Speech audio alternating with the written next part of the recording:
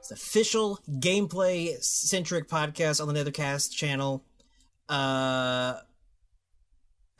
It'll be fun to see how much gameplay we get to. I'm curious. I've not read through all the questions. This is going to be a very Q&A intensive episode. We're going to do Q&A. We're going to talk a little bit about the Mortal Kombat 11 event that's coming up in... How many days away is it? Like 15 days or so. It's pretty soon. 15 days ago. That means, well, you know, in tip time, that means like 8 months. So 14 days to Right Combat says, listen, it's one of those things. It's gonna be fucking sick. You know, the longer that goes on, the more it sounds like that you and I are the only people not going to the event. It sounds like so many people are going, like even just, you know, civilians are going. It's just me and you are the weird ones. Yeah, I have people showing up in my social media who like are going, and I mean for a reason. Like I don't want to name drop, but there are some people who I was kind of surprised are going. Some Killer Instinct guys from the Valley who are heading over there. Fucking Killer Instinct guys, man. My fucking grandma's going to that shit. Man, I wonder who she's gonna main. I don't know. That'll be fine. There's a lot of fun, fucking shit to see about that. Man, I'm not gonna get into that. Listen, but those are the two things that we're gonna cover.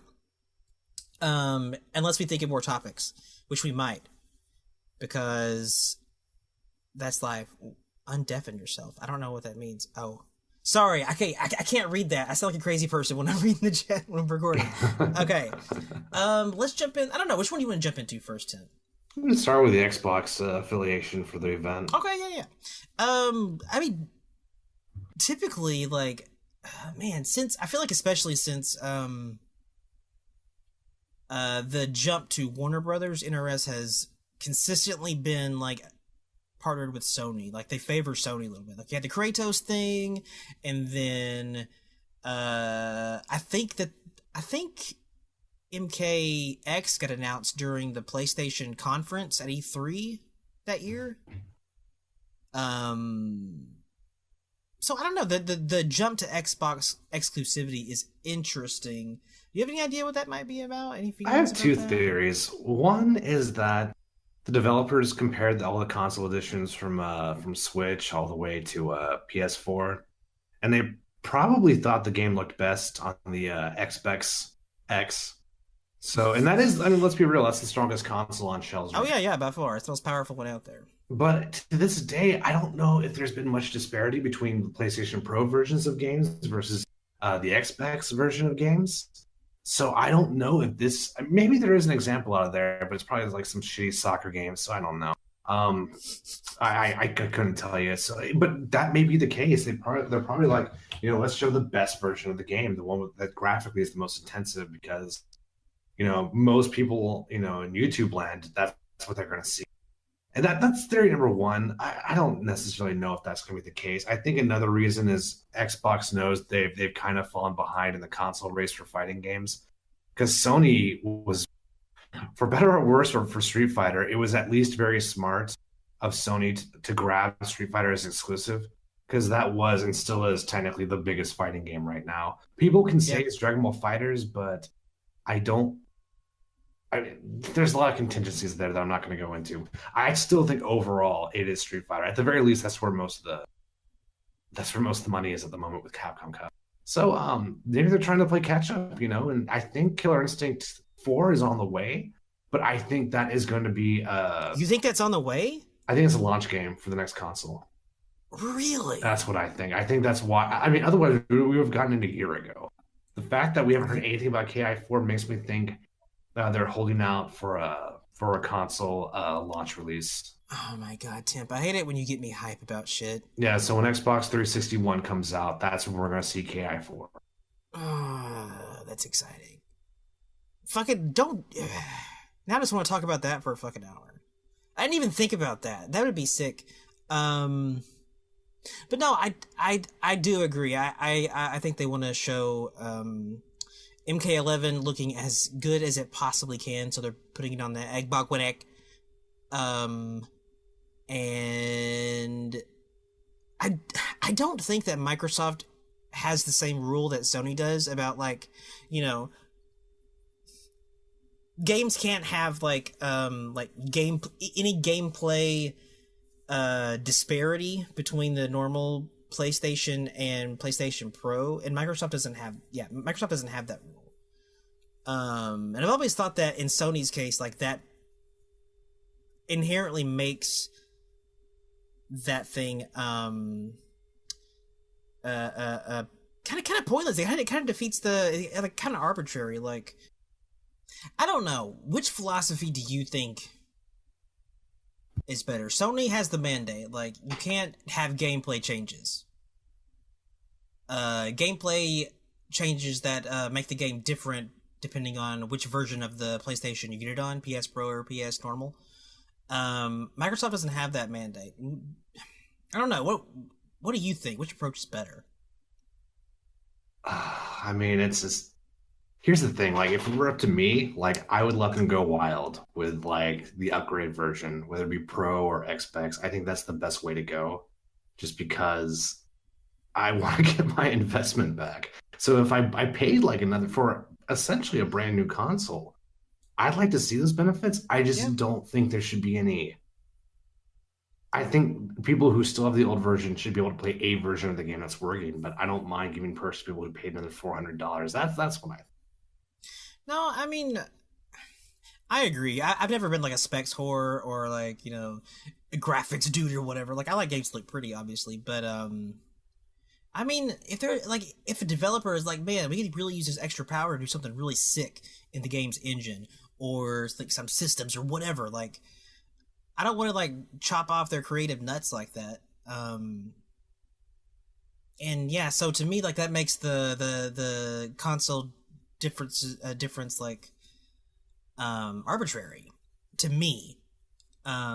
It's like, man, I could play this like the exact same way on the other system. Why should I spend that much money on the other thing? You've invested interest because you have a PP Pro, right? I have both. I have Xbox and PlayStation Pro. You have an Xbox Pro. You got both pros. Oh yeah, I got both pros. I didn't know you had both. Dude, man, this Well, guy's I have a 4K TV, so I needed a 4K player, and listen to how yeah, esports this guy is. Jesus Christ, he's got fucking everything. Man. PlayStation Pro is a different story. I actually did not intend to upgrade to Pro, but Yeah, because the you talked stars about that. kind of Like, you lined up gave for it, it. someone gave it to you or something, right? Not quite. I just got a really good discount via work at Best Buy, so I went that direction. That's a good way to go. I wonder how many. I don't know. I'm glad that you have the upgraded versions. I'm curious to see which I don't know. Maybe what differences you feel. Which console you're gonna get the game on? Do you know yet? I'm unfortunately getting it for PlayStation Pro, and that's purely because that's where all the competition is. Yeah, that's what I'm gonna do too. I mean, frankly, I would like to get everything on Xbox, but that's kind of like an abandoned warehouse at this point. No one really messes with Xbox these days. Yeah, So if you want to play that's kind of people you happened. know and like that's the only way to do it is on I PlayStation. know, and like, um, yeah, yeah, that has been the case. Hopefully, Microsoft creates the incentive for people to do otherwise in the next running, and they seem really ambitious right now. It's too bad that they started at the end of the generation to be this ambitious. Like, you remember their E3 show? Man, their E3 conference was like, you could smell the money coming off of everything that they were doing. We just bought this studio. We just bought this studio. We just bought you. Like, they bought fucking everything and brought them out on stage. Like, it was crazy.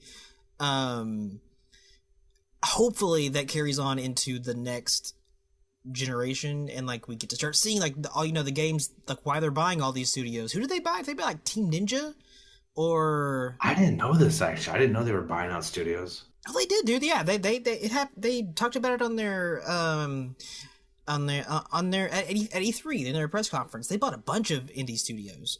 And it's like, give them the means to make awesome, cool games and helping them out and whatnot. And I know they bought, I think it was Ninja Studios. I thought it was because wait, Team Ninja are the ones that did DMC. Is that right? I know I have that game around here somewhere. I could just look.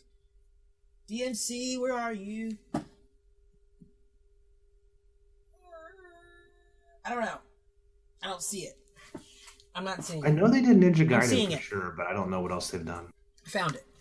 Razor's got us. He's got our backs. He says, you're thinking Ninja of Ninja Theory.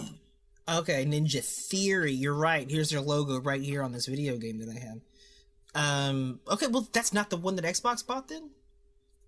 Or Microsoft. Xbox didn't buy shit. Microsoft. I see that I'm out of the loop. Xbox bought Ninja Theory. The DMC guys. Okay, so they did buy the DMC guys, and that's also the guys that did Hellblade, right? Isn't that the same guys that did Hellblade? Oh, I have no idea, dude. Hellblade was tight. Hellblade was sick. I'm really pulling for more games to happen like Hellblade happened. It came out and it's like a smaller game for a smaller price tag, but it like looked amazing. It looked like a AAA game, but it was smaller, so they didn't have to charge a full $60 for it. And there's not really a model for that in the industry right now. And I hope more devs take the chance to do stuff like that. And they were successful enough. They got their they turned a profit. The game didn't bomb, and so they proved it was a viable model basically. And I hope more devs can do that, because I don't know, like, you shouldn't have to be like a $60 quote AAA title to like get your game onto shelves. Like, I don't know. I feel like there should be more options. But whatever. Well, that's kind of the modern day problem. Like, the dollar got worse and games all stayed the same price. So everyone's hurting so bad in the game industry because of that, because no one knows how to increase the price. I mean, that's kind of why microtransactions as well as pre-order bonuses have gotten so ridiculous, is because gaming developers don't know how to make their money back properly anymore. No, it's tough. It's crazy. And again, because you have to get your money back, they have to make their money back. Like, they have to pump their fucking games full of all this shit to appeal to everyone. Like, oh, you gotta have a multiplayer component. Oh, you gotta have like a 60-hour story mode. Oh, you gotta do this. You gotta do this. You gotta do this. And you can't really take chances at that point, because you gotta make like fucking several $1 million profit just to like break even, or you know what I mean. Yeah. So that gives you a lot less freedom. But, if your budget was lower and your overheads are lower, obviously you don't have to make as much money, and you can experiment. You can try new shit. And Hellblade was a really good example of that. The game was cool. And they proved it was a viable model, because they made money off of it. And I wonder if maybe that's what got Microsoft's interest. If they are, in fact, who got picked up by... Who Microsoft picked up. I'm pretty sure that these guys, the DMC guys, Ninja Theory, are the same guys that did Hellblade. I think so. But either way, there's also some. I mean, Sony and Warner Brothers are competitive in other markets that have nothing to do with video games. So maybe that relationship just isn't as strong these days. What do you mean? Well, obviously they're competitive in the cinema market. Different franchises and whatnot. Oh, okay. I mean, Marvel barely likes Sony. I can't imagine Warner Brothers are big fans. I mean, they have been thus far, though, and that's kind of the whole deal. Like, do you really think it's just down to the power differences? I feel like it has to be, because even if Microsoft was trying to play catch up after getting so far behind in the console races for fighting games, I don't think this would do the trick. I don't think this would. Unless there was a comparison, I don't think this would sell people on getting an Xbox. I think it's just too late. They need to bring out a new console at this point if they want to gain any. No, yeah, I don't think that it's going to be like, oh man, I got around and give me an Xbox. So I don't know. Maybe it's just Microsoft like courting them for a relationship that will continue into like the next generation. Since the next generation is so close away, they're like, hey, listen, let's start working on this now. And then when the next generation comes, we can do more and whatever, and start that relationship. Because they shouldn't put Kratos in another video game. Actually, I wouldn't. Oh, definitely don't do that. I don't care. I mean, I don't want console exclusive guest characters. That shit is the most stupid thing that's ever been a stupid thing. I'm just so tired of guest characters in general. Well, I mean, we all are.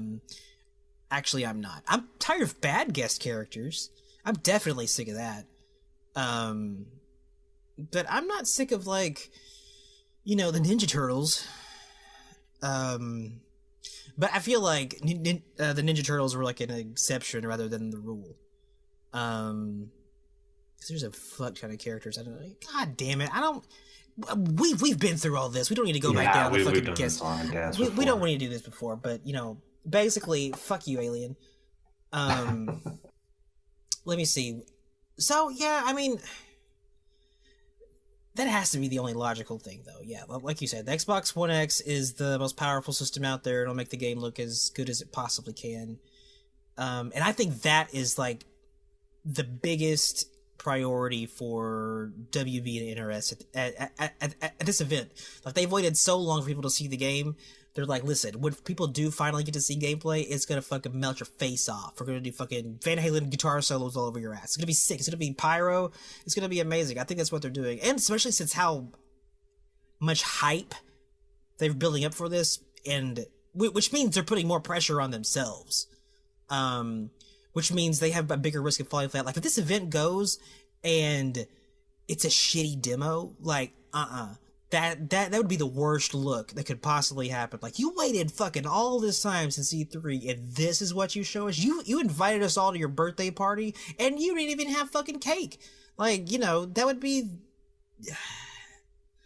I think character count's the biggest factor. I think if they only show 6 characters, I will be like, this is a bill. This is so disappointing. I mean, unless they reveal smoke like 6 times, then I can't. I mean, that's probably the biggest factor for me. I'm not that interested in, like, there being a fuck ton of characters in the demo. I'm just more interested in, like, the quality of the March demo. I'm thinking of, like, the January 17th reveal. No, yeah, I'm sorry. That's what I'm talking about. Yeah, I'm talking about the January 17th. I mean, yeah, I definitely wouldn't want any fewer than 6, but I'd be happy with 6, depending on the 6. Like, I do not want fucking Jax, Johnny, Sonya, Scorpion, Sub-Zero, like, to all fucking be in there. That would be the worst bullshit ever. But if it's like, Smoke and Nightwolf and Sareena and Scorpion and Sub-Zero and Raiden, like, Motaro, like, you can fucking put like that would still be fine with me. Like, that'd be pretty hype. But yeah, I know that's just me. Like, I'm always the guy that's like, man, I really want that arcade title, that has like a 12 to 15 character roster, and you can download it for like $20. It feels like an old school arcade game, but that's never gonna happen. But yeah, in general, yeah, that's pretty much all I got to say about the Xbox thing. I was surprised, I'll admit. I really thought it was going to be a PlayStation hardware, but I think it's a good thing, though. I would like Xbox to take the torch back, because Sony is just evil. So, yeah, that would make me super happy if everyone's... They're evil? Talk about Sony being evil. I want to hear more about that. Oh, God, they have the worst backwards compatibility model I've ever seen in my life. That's fucking true. Jesus Christ. Man, like, it's... like, okay, backwards compatibility was a big part of Xbox One's like launch feature list, right? But they were like, it's coming later, and boy, was it later. But when it finally got here, it was like, okay, cool, this is fucking sick. I can fucking play all this shit now. I can play Injustice 1 on my Xbox One. I don't, but I could. You can play all kinds of fucking shit on that thing. Like, and backwards compatibility is one of the most important things in the world to me as well, because I'm fucking old, dude. I love fucking, playing those old school platformers and shit. And you don't have to, Mr. Survive Combatants, you don't have to pay $20 for a game you already own. If you put the disc in, you can download it for free. Which is fucking awesome. That was one of my problems with the Switch, actually. That's one of the main reasons why I didn't want to buy a Switch, is because I wanted to play catch up and all the stuff I couldn't buy for the Wii U and even the Wii. Like, I haven't played a single Metroid Prime game. Oh, I'm And when I sorry. found out Okay, it I'm wasn't sorry. I backwards saw what. compatible, I was like, that's the worst thing ever. If they would just let me buy a PS3 for like $40, I wouldn't have such a problem with this. For But $40. PS3 is, well, I mean, the console's like 1 billion years old now, right? So, Well, I mean, yeah, but I mean, it doesn't really lose its value until there's something else that could take its spot. there was. It was called it was the PlayStation 4. Like, so. Oh man, I'm getting my Yeah. numbers mixed up. Jesus. Yeah, so if they could just, if there was a way I could buy a PlayStation 3 at a reasonable price that wasn't Yeah. like crazy, weird European black market quality, then yeah, I would be all over it, but I can't. There's no easy way to do that. What do you want to play on the PS3? Oh, for one thing, Mortal Kombat 9. Oh, no, PS3, Mortal Kombat 9. It's on PlayStation Now, but it Okay. lags offline because you're playing off of a streaming site. So it's the. I hate Sony. I hate Sony so. You're streaming it? It's like active queue. It's hard to explain, but it's the worst. I mean, like, is it running off an emulation? Because that's not what it sounds like. I don't think so. I'm leaning towards no, but I think you're playing the offline version off a server. That's my understanding. Okay, yeah. I mean, no, now that you say it, that sounds familiar. I feel like I've heard that. Because I know that's what the Xbox One does. Like, it's just a straight up emulator. They built a software 360 emulator, and it comes packaged with with each and every game that you download, and the game runs off of that, in software form, which is fine. Although I did go back and play Red Dead Redemption 1 via backwards compatibility before Red Dead 2 comes out, and there was some bugs that were not present in the original. So it's not Red Dead 1 was not arcade perfect. I mean, it wasn't a huge deal, and there wasn't anything grain breaking, game breaking. But you could tell there was hiccups in the emulation, which I guess there usually is. But still, I appreciate that effort on Microsoft's part, and I appreciate that they feel that's important, because it is. Because like you said, like, you can't just fucking go out and buy a PS2 anytime you want to play like Grand Theft Auto 3 or some shit. And so Game Archival is a big deal. It's important, and everyone wants to play Grand Theft Auto 3 again, and I want to play Vice City again. That would be fucking amazing. I could play it on my PS2, but I don't know where my PS2 is. Right? Well, you know what I mean. Fuck that. I think we got sidetracked there. I think we hit a pothole.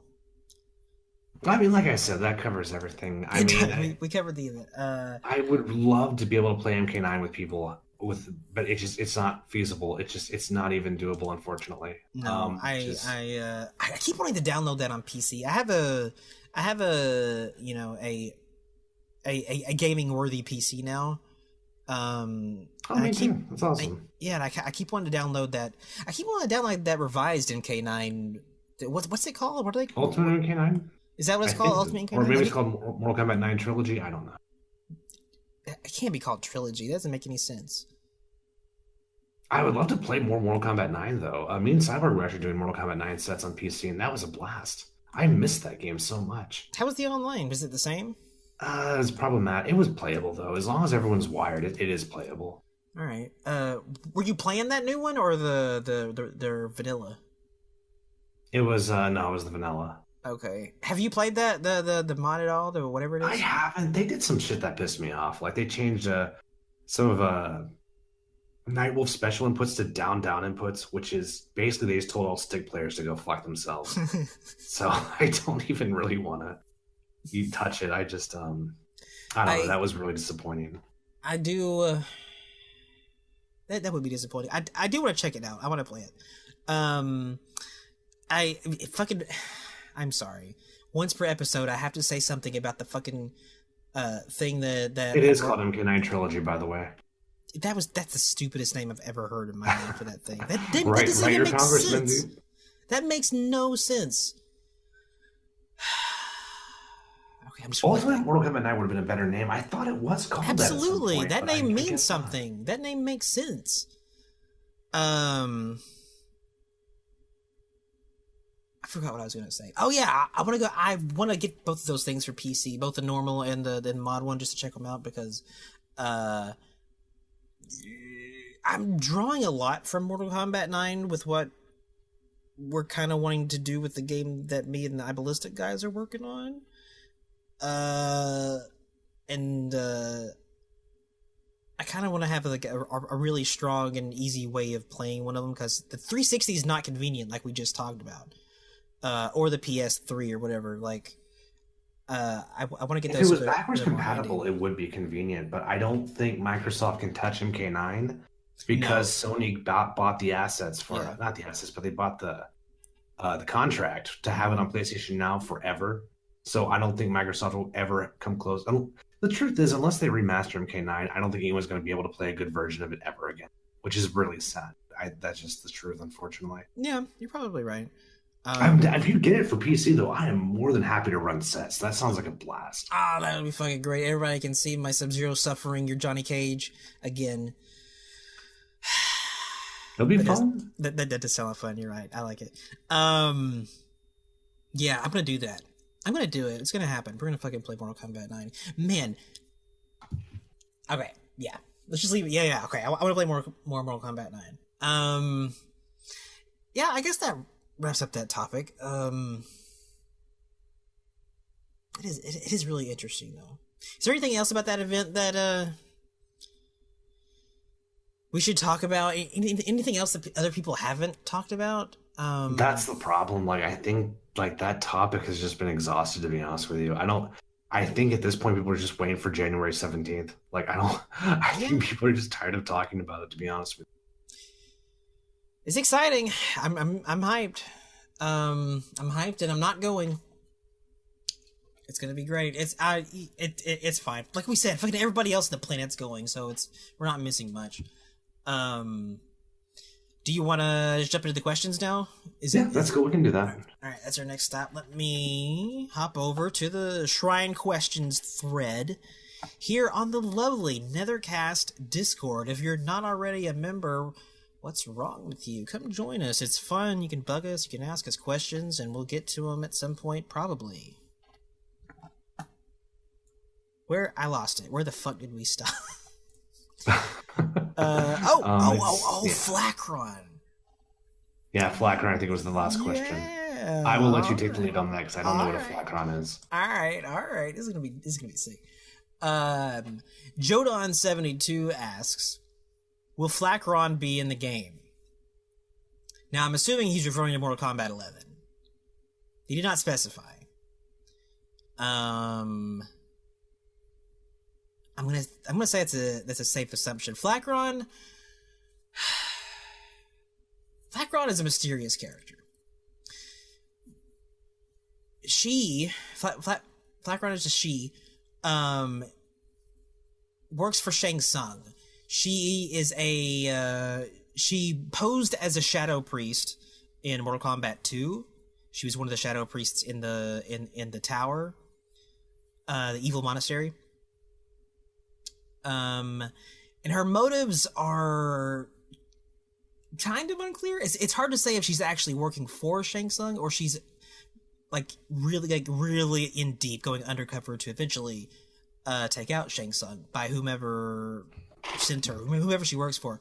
She's got this really sick dagger that is one of the only things it might be the only thing in the whole MK universe that I've ever heard of that has the ability to just completely destroy souls.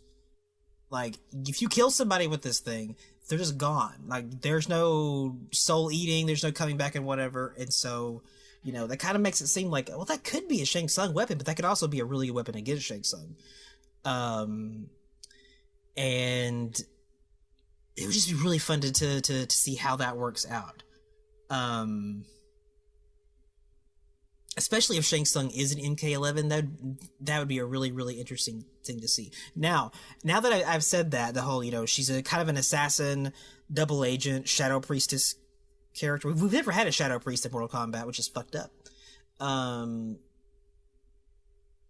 The other thing that I should mention is that Jodan, Randy, and a couple other guys here in the Discord, including myself, invented her.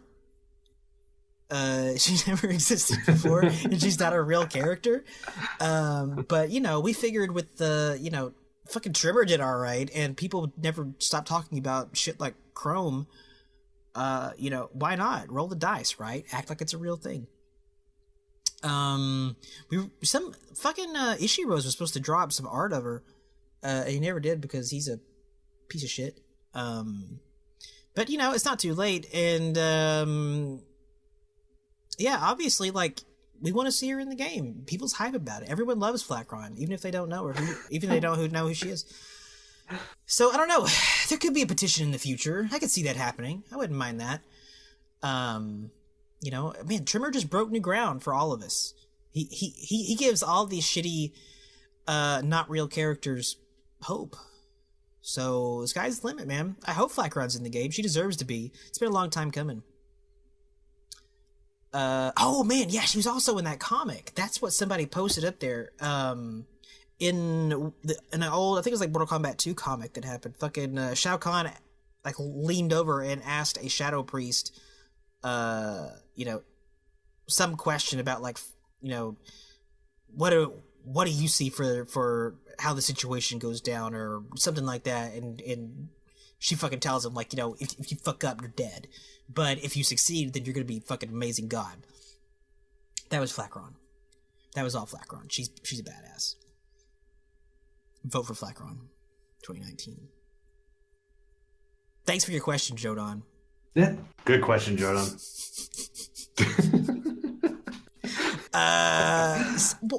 Okay. So, what do you think about a Flacron-like character? Now that you know the lore, as far on a scale of Zebron to Chrome, how interesting? Which one's bad? That's you have to decide that in your heart. How interested would you be in playing this character?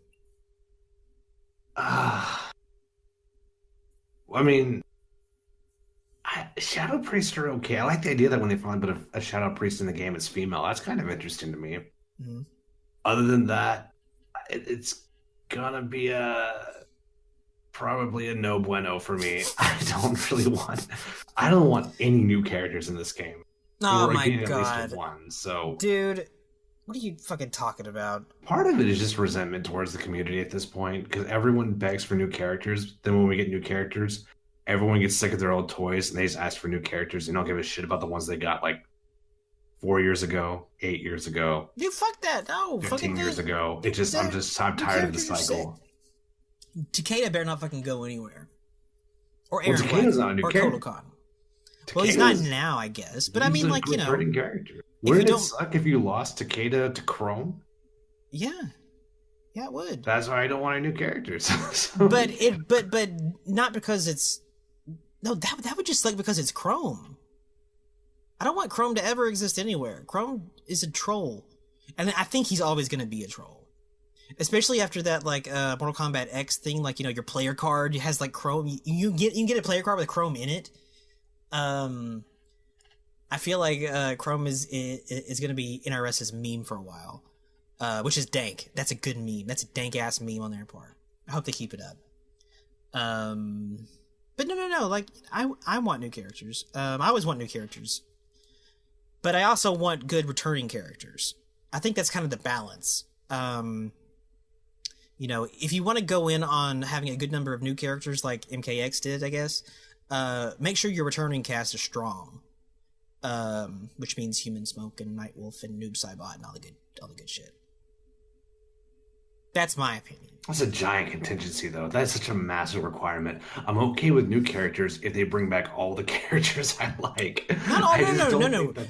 Not all of them. Just like pick however many returning ones you want to bring back, and make sure most of them are good, like are characters that people really dig, and characters that people are going to get excited about playing. When's the last time they've done that? Never. Exactly. Yeah. Listen, change is now. Now's the time for change, and they can do it, man. I mean, MK9 was the closest, but they didn't have a choice, so. And they didn't have any new characters. That's like the thing I'd like. Razor, don't you fucking tell me that fucking, Blood Woman was a new character. No, fuck that. No. I gotta have new characters in my Mortal Kombat games. Otherwise, I feel like it's just a fucking lateral movement. I don't want. I want that feeling of progression. But I also don't want the feeling of Dairu. That's my requirement. Okay, I guess we answered Flakron.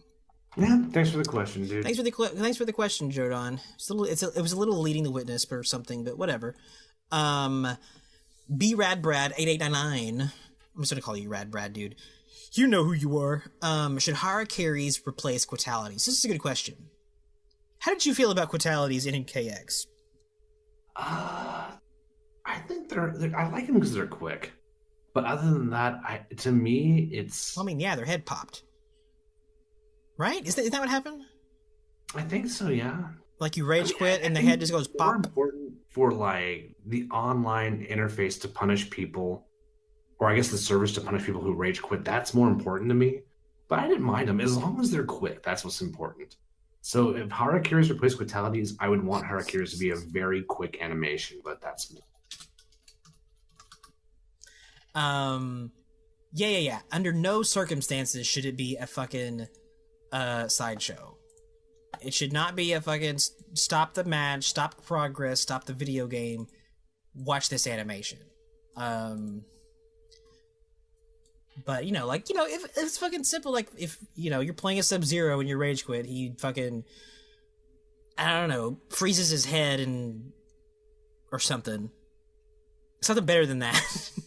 But it's quick. It's quick in its character. Head, that's it. It's quick and it's it's whatever. If you're fucking Scorpion, he like. Man, I don't have any ideas right now. You know what it's like. Come on, you've seen Harakiris before. They're fast, but you just do them to themselves, and they're character specific. I mean, they can be, but like, I just don't get excited for any finishers these days because I mean they're more fun to talk about on the show. Like I am looking forward to doing that. Like talking about fatalities on the Nethercast is going to be a lot of fun again. It's been so long since we've done that. I don't know. I don't want to talk about fatalities ever. They all suck. But that's it, Lo. In the game, they have no value to me. They're just YouTube videos. I don't want to watch them. Well, the fun thing about Quitalities is they come coupled with rage quitting, and I kind of like that. Like it's there to like offset some of the shit with rage quitting, or at least like point at it and make a joke about it, like a little bit of self-awareness there and acknowledging that this person's a bitch or something like. I like that they're trying to find something fun to do that, to bring the game mechanic, to bring the nature of modern games into their design. Yeah, that's process. Cool. I think that's still a good idea to this day. It's not something I get very excited about, but it's still cool though. I don't know, like, yeah, to me that like I much preferred seeing like. Their head pops, and it's like Quitality over just like, the screen freezing. And you having to sit there in a frozen screen for a few, like a minute before you get backed out to the lobby or something. Like, I don't know. I kind of like that more. And I feel like that's a good place. Like, just switch the Quitality thing for a Harakiri that's not longer than the Quitality thing was. And, that'd be fun. Or some shit like that. I don't know. I guess that answers that question. Yeah. I lost my spot. It's an interesting idea. As long as it's fast, I would definitely not be against it. Yes, it definitely needs to be fast. That's the. Come on, man. We want to play your video game. We don't want to watch your video game. Okay. Good question, Rad Brad. I am excited to see that too. Jodan asks. Yeah. Should the game just have 2v2 or would 3v3 be a welcome addition? I've got the most unpopular opinion on the planet about this. So you go first. What's yours? I would love to play in some sort of team mode where it's like tag, but you remove all the assists and you just play with your friends. And like I said in the past, I've done this before. We did this locally, and it was so fun. And we almost did it online. Cyber tried to set it with Parsec, but there was some connection issues. But oh yeah, I'd love to see this back. I would love to rank the teams on the Discord. That would be so fun. So like to see what teams are the strongest, because like it's not too difficult to gauge who's the strongest in a King of the Hill. But like maybe that person's not strong on a different team, or maybe like two guys who maybe are like kind of like maybe like B plus tier among Yeah. the Discord. Maybe they're like broke when you combine them together. So I don't Yeah. know. Like that could be really fun to me. I'd be really excited about that. I want 2v2 to be in the game just because so many people want it, and I want those people to be happy. I want them to get what they want. But tag doesn't interest me at all. I'm not interested in that at all. Because You're I not am interested, like at least with teaming up with someone, maybe though. Does that kind of change things a bit? no. It's crazy. Well, I don't mind doing. I think there are other ways that they could handle that they could incorporate some kind of co-op online thing that would be interesting. That's not just tag.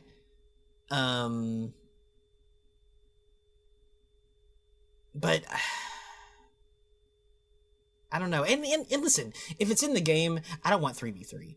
But 3v3 just sounds like it would take fucking forever. 2v2 though, like I would play it and I would have fun with you guys. Like it's not like I would be I'm boycotting this shit. Fuck this shit. I'm breaking my game if it's 2v2. No, I'm not one of those dudes. But like, it just doesn't really, do anything for me. I prefer the whole 1v1 thing. I prefer the smaller, focused dynamic there. But I would like to see like something like them do something better with the faction idea, but make it actually matter and work and matter. Just like anything along that line. Like setting up a bracket, like a tournament, and it's your team versus their team. Stuff like that. I would enjoy. So it doesn't have to be 2v2, but you can still have like the team-based thing. It just plays out differently. I would get really hyped about that. That would be fun. But I don't know. I hope that they do something like that. I hope that in general, like MK11's online options and functionality are more sophisticated. Matchmaking, please. Any sort of matchmaking would be fucking sick. Really double down on that shit. Just do interesting shit. Like, come on, like fucking get in there. They finally added ranked sets in Injustice 2, so that's almost definitely coming back from MK11. If you play ranked, it's the first of 3, which is good. I like that. And I want to see them continue to tweak their process rather than just like, oh, it's the same shit from the last game, and add matchmaking. But listen, if tag's in the game, I'll be playing it whenever, I'm playing with you guys and shit, and it'll be fine. It'll be good. Did we answer that question? I think we did. Tim's dead. My bad. I forgot to unmute when I was talking for a good 10 seconds there. Yeah, I think that pretty much covers it. We're going to discuss tag a lot, whether it's in the game or not, just because I think it's a popular topic right now. Yeah, we are. And like I said, I do not want people to be disappointed, and since so many people want tag, I think that I want them to be happy. But on the other hand, there's some big heavy hitters with tag gameplay in fighting games recently. And I don't want it to feel like NRS is kind of just jumping on that bandwagon, like they're adding Battle Royale to their game. Like, I don't want it to be one of those type of situations. But I have an open mind. If I hope that they give me something to get hype about it if they should decide to implement it. We'll see. Yeah, my hype is dependent on NRS That's basically my stance. Good question, Jodan. Yeah, appreciate the question, Jordan. Thank you, sir. This guy. How did you say his name? Carnifex? Carnifex. C4 is fine. I think he's cool. C4, that's what it was. I knew there was something that made sense. C4, okay. C4 asks, easier to compare frame set data for practice mode. Is this a question? Let me read this first.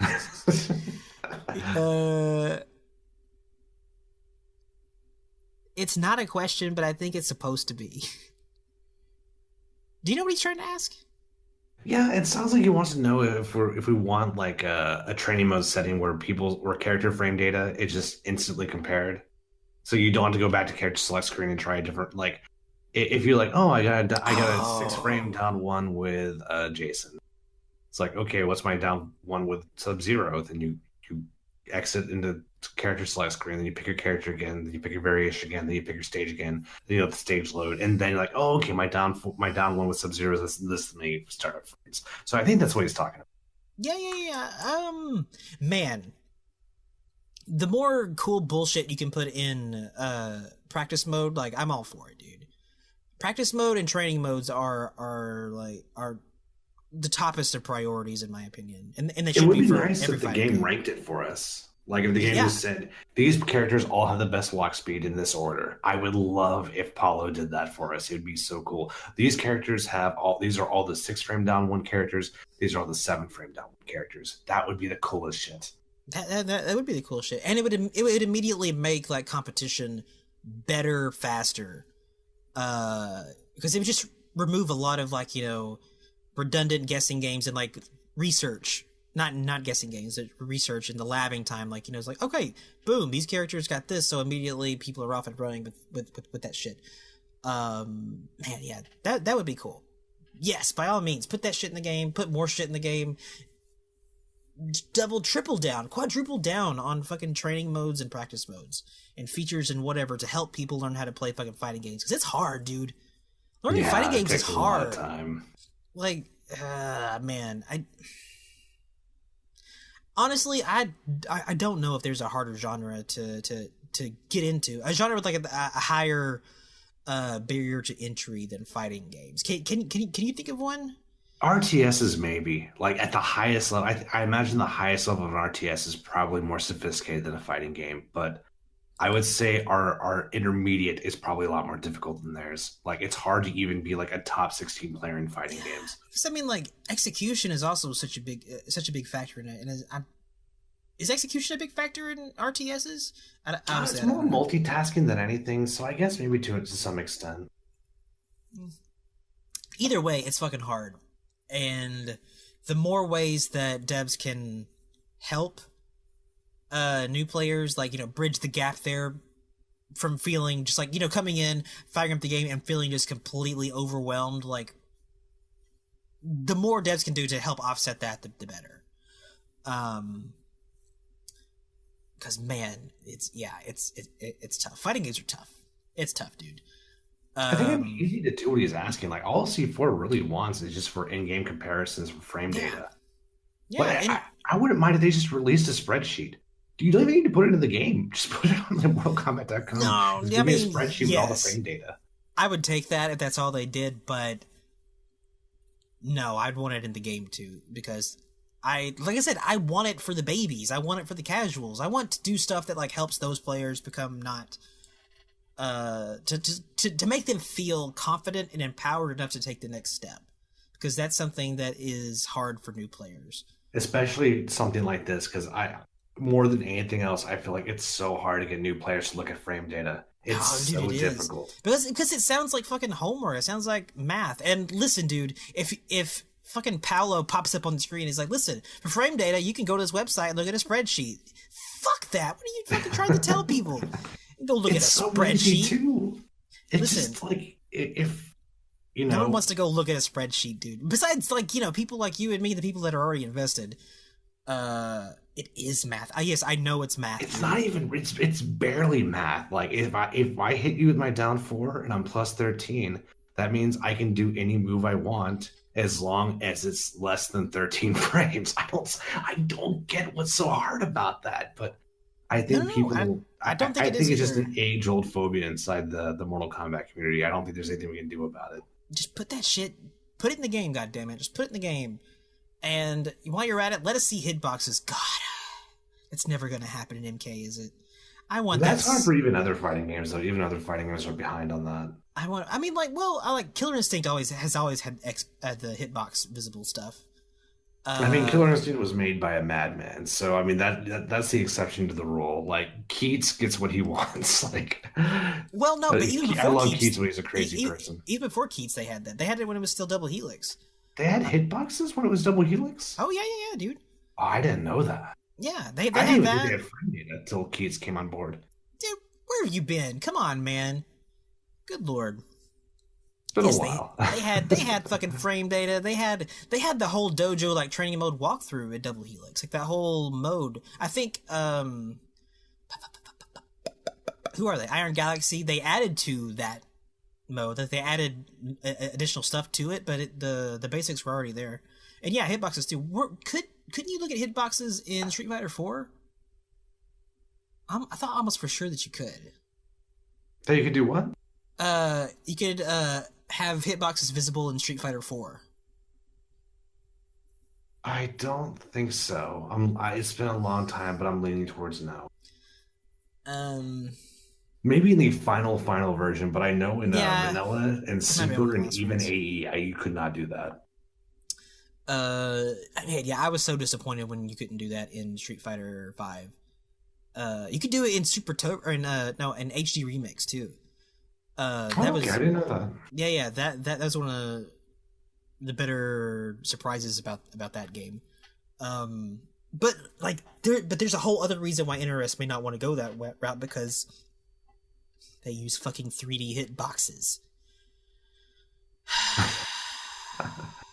And boy, like, listen, we've heard the jokes and we love them about the ice clone cylinder and fucking look at that knee, but it's true, dude. Like, why the fuck are you guys using 3D hitboxes? I mean, I don't have a good defense of that just because I don't know enough about the topic, but there's not a good defense of that. Like, it seems to be functioning. No, it doesn't, dude, because like fucking you stance switch, and sometimes moves that connect when you're facing one way don't connect when you're facing the other way. It's fucking retarded, dude. I mean, I haven't logged the instances, but I don't feel like I've had any problems with hitboxes in Tekken. I've had hitboxes. No. Tekken is fine. I'm talking about NRS, a 2D fighting game using. Oh, okay. 3D I thought you hitboxes. meant. Okay, then I misunderstood. My bad. Yeah. No, 3D fighting games are fine with 3D hitboxes. Like I don't even know how 2D hitboxes would work. But for some reason, NRS just keeps using 3D hitboxes, and it's like, bruh, why? I can't. I have no reasons for that shit. Please, NRS, get rid of the cylinder. Don't get rid of the ice clone. Just get rid of the cylinder, dude. Make it a fucking 2D shit. You know what? I don't care. I'm gonna fucking I'll leak this shit right now. The video game I'm working on, 3D characters, 2D hitboxes. You heard it here first. Good question. Who asked that? Oh, C4. Yeah, with the frame data. Yes, absolutely. Frame data in practice mode. Hell yeah. I appreciate the question, dude. That's a good question. Radbrad asks, how will they integrate Interactables with Tag Team if they return? Take it away, Tim. That's a fantastic answer. I would take away all the Interactables. I don't even like them in Injustice. I would just get rid of them. I would just remove every interactable from the game. Get rid of the log, get rid of the pipe, get rid of the tree branch, just ditch them all. I think they hurt the fundamentals of the game. They do, but man, throwing Blanche was pretty hype. No, throwing Blanche was sad. I don't want to throwing the drunk in the bar at Injustice 2 was hype. I don't get it. Like that's about it though. I really hate those corner interactables, dude. Like anytime there's a fucking gun in the corner in Injustice, like Fuck that corner. You remember fucking like Injustice 1 in the hangar? You could just fucking sit there on that rocket all day and get the fuck out of here with this I don't shit. miss it. I do No, not miss it. I that don't needs. even like the corner pod in MKX where you put their head in the pod. Like that just I don't care. You like the It toilet? does nothing for me. You Yeah. flush the guy. I mean, listen. Some of them are funny. Some of them I think are funny, obviously. But I wouldn't mind if I wouldn't mind if they were gone. I wouldn't be sad about it. And It's looking like the opposite. Based on the MK11 trailer, I get a big Interactables vibe from that trailer. yeah. There's definitely going to be some kind of interactables in that game. But I mean, like, if they chill them out a little bit, God, Injustice 1 was so bad because of it. I'm getting like triggered right now. I'm getting flashbacks now that I'm talking about it. What was that one on the rooftop of that on the Daily Bugle? Like, strong characters could like throw that drone over and over and over again, and gadget characters couldn't Yeah. do shit. Fuck that shit, dude. Like, what are you guys doing? But they got better. They fucking mellowed that out a little bit, and hopefully, like with MK11, the implementation is better still. But we'll see. That's something I'm keeping an eye on. Interactables, I'm watching you. Well, here's the main thing I hate about them in MKX. For one thing, like you lab anti-airs for sometimes hours. I will lab an anti-air for an hour and a half.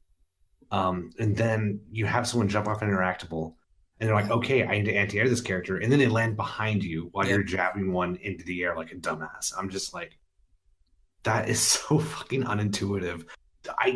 That's one reason why I can never play Injustice 2 on a tournament level is because I refuse to lab the interactables. It's not fun. I feel like I'm improving in a very specific capacity that I don't care about. When I lab combos, I'm getting better with my character. When I lab anti-airs, I'm getting better with my character. I don't want to lab the fucking bird cage in the back of the prison in Justice 2. It's not fun. It sucks. Paulo, it fucking sucks. Get rid of that shit. It's horrible. I'm glad that you brought up Injustice 2 though, because that made me think of something interesting. The tournament features in Injustice 2 are cool.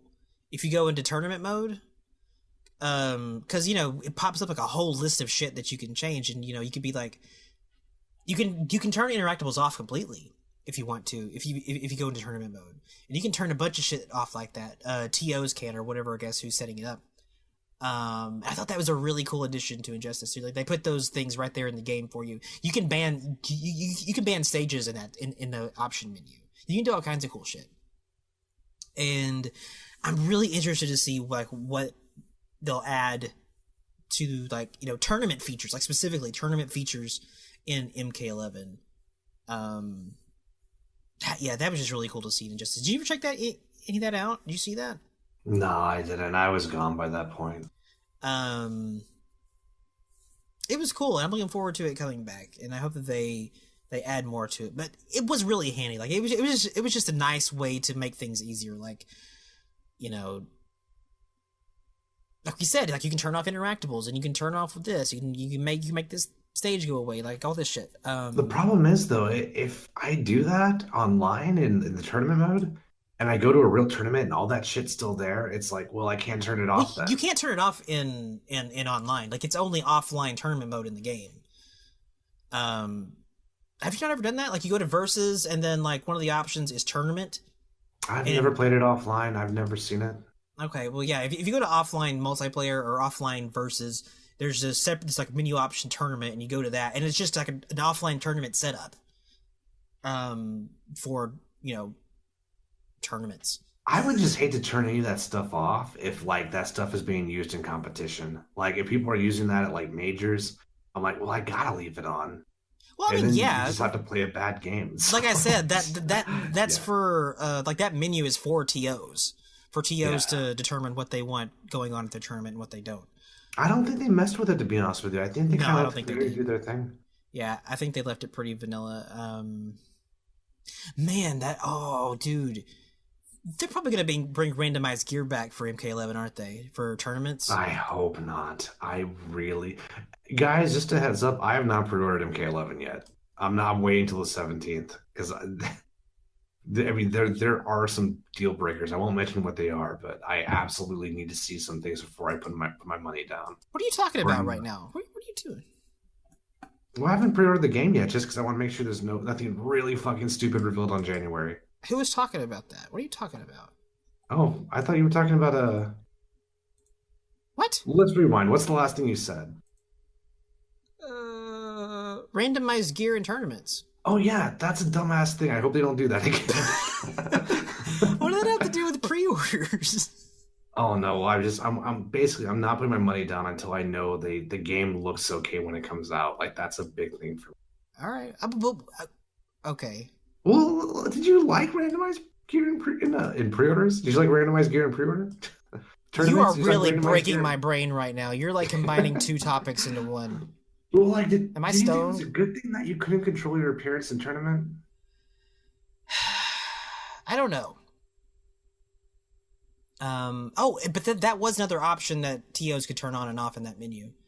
That's cool. I didn't know that. I wish they'd turned that off. Yeah, I wish they did. But like I said, like NRS gave them that giant menu that was just for TOs. That, I mean, you're right. It didn't really get used as much as they probably should have. But they could do a lot of changes to the game from within that mode. And it's easy. It's just like one menu. You just go down and it's like what you want on and what you don't. And yeah, and randomized gear was one of those things. I didn't know that. That's crazy. What did you not like about the randomized gear? I hate to pick my main character and suddenly my main character has horns. I don't like that. That just it's such a deal breaker for me. I just don't like gear in general, to be honest with you.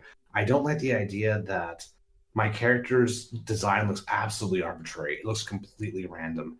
I don't like the fact that it's not consistent. So my character can look good in one match, look terrible in another. I don't like the frequency of when it does look good, Yeah. and when it doesn't. It's such a mess. And most of the gear, I'd say 80% of the gear looks bad to me. So, like I Injustice 2, said, no, yeah, I agree. And boy, have NRS just gotten their assholes ripped open about gear since Injustice 2. I wonder if that had an effect, though. I'm wondering. Well, anyway, go on, yeah. Well, no, I was just gonna say, like, since that was the first time NRS has ever, like, tried to do anything like that, as far as, like, customizing characters and having those sorts of options, I don't hold a lot of that shit against them for it. Like, you know, because it was their first time out trying it, and that's a big undertaking if you've never done it before. Like, there's a lot of ways, there's a lot of lessons to learn along the way, and boy, did people let them know the lessons they need to learn. And yeah, a lot of it was arbitrary and it wasn't implemented well. And you know, everyone's talked about that ad nauseum. And so I think I am looking forward to gear coming back. And I'm looking forward to see the way NRS corrects the problems that they had, because they fucking have heard this shit too. They know this shit. And if there's one thing that I've learned about NRS, is that bullying them works very well. It might take them a year to fix the bullying subject, but they'll get to it. Like netcode. Boy, did they get sick of hearing about that. And look, they fixed it. I feel like NRS is actually pretty good about that. I think they're getting better for sure. I think they're definitely improving in that regard. And so I think that in MK11, the gear will be implemented way better and be less kind of random and haphazard, looking, functioning, and in the implementation. That's what I expect. But I actually forgot what the question was. I don't remember I did too. What was that? God damn it! I gotta quit clicking away. This gets fucked up every time, motherfucker. And okay, how will they integrate Interactivables? Jesus, we really went off on a tangent for that question. Okay, thank you for the question, Brad. Yeah, appreciate I think we it. covered that. Should every character have a unique Quitality? Jodan asks. We kind of covered that one. My opinion is yeah, absolutely. Not a slower one though, as long as it's fast. But Yeah, unique, pretty absolutely. much. Sub-Zero I feel the sticks same his way. Sub-Zero ice hammers his own head. There you go. I kind of like the first one you mentioned where he just freezes his head. I think that's like, oh, that works, yeah. Okay. I and see that would be a really good place to really double down on the humor. I think.